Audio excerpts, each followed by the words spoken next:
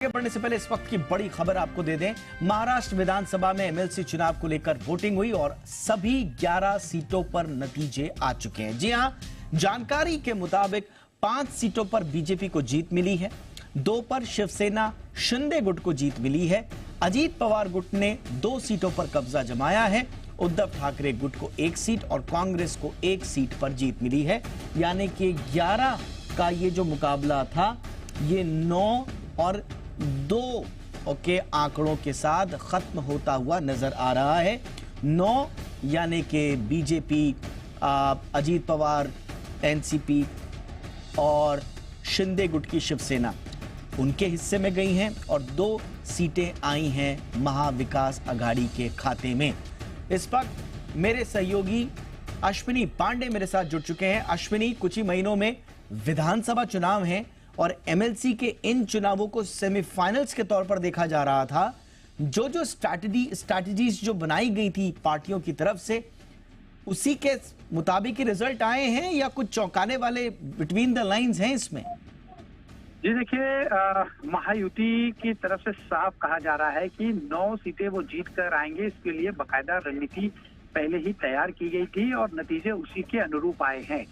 जहां तक बात हम महाविकास आघाड़ी की करें तो वहां कांग्रेस की 1 सीट लगभग तय थी जो जीत कर आने वाली थी, लेकिन उसमें चौंकाने वाली बात ये रही कि 37 जो है विधानसभा की सीटें होने के बावजूद सिर्फ 24 वोट पड़े हैं कांग्रेस के उम्मीदवार को। हालांकि वो जीत उन्होंने दर्ज की है, लेकिन बाकी वोट कहाँ गए इसको लेकर सवाल है। तो इसको लेकर जवाब ये है, अंदरूनी जो चर्चा है वो है कि कांग्रेस के कई वोट टूटे हैं जो महायुति की तरफ गए हैं और नतीजा ये हुआ कि बीजेपी की 5, शिवसेना शिंदे गुट की 2 और अजीत पवार गुट की 2, यानी कि 9 की 9 सीटें आ गई हैं। और शरद पवार द्वारा समर्थित शेतकरी कामगार पक्ष के जयंत पाटिल हार गए हैं, जो मौजूदा विधान परिषद के सदस्य थे। कुछ दिनों पहले ही जो है रिटायरमेंट हुआ विधान परिषद से। इसके बाद उन्हें वापस वो चुनावी मैदान में आए। शरद पवार गुट की तरफ से उन्हें समर्थन दिया गया, लेकिन वो इस जो है चुनाव में हार गए हैं। जी, जिन विधायकों ने क्रॉस वोटिंग की है उनका क्या होगा, और उस पर अब सियासी बवाल तो मचना तय है, लेकिन इसके इर्द गिर्द अब किस तरह की सियासत आगे देख रहे हैं? जी देखिए, महज 3 वोट चाहिए था महाविकास आघाड़ी के तीनों उम्मीदवारों को चुन के आने के लिए, लेकिन बड़ी मार्जिन से जयंत पाटिल जो है वो हारे हैं। हालांकि ये कह पाना मुश्किल है कि किन विधायकों ने क्रॉस वोटिंग की, क्योंकि गुप्त मतदान था ये। लेकिन ये बात जरूर है कि कांग्रेस के जो वोटर्स हैं वो टूटे हैं, जिसका सीधा फायदा महायुति को मिला है।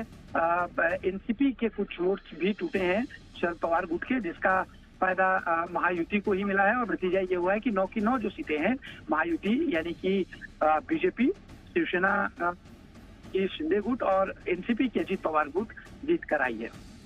नहीं, मैं आखिरी सवाल के रूप में थोड़ा सा आगे की मैं बात करूंगा आपसे। जैसे मैंने कहा कि इस साल विधानसभा चुनाव भी होने हैं कुछ ही महीनों बाद, ये सेमीफाइनल्स है। जो आम चुनावों के बाद जो जिस तरह से अजीत पवार कुछ खास नहीं कर पाए, ओवरऑल जैसा प्रदर्शन बीजेपी को, एनडीए को करना चाहिए था वैसा हो नहीं पाया, तो क्या ये चुनाव, एमएलसी के चुनाव, कुछ पॉलिटिकल डायनामिक्स को बदलते हुए नजर आ रहे हैं?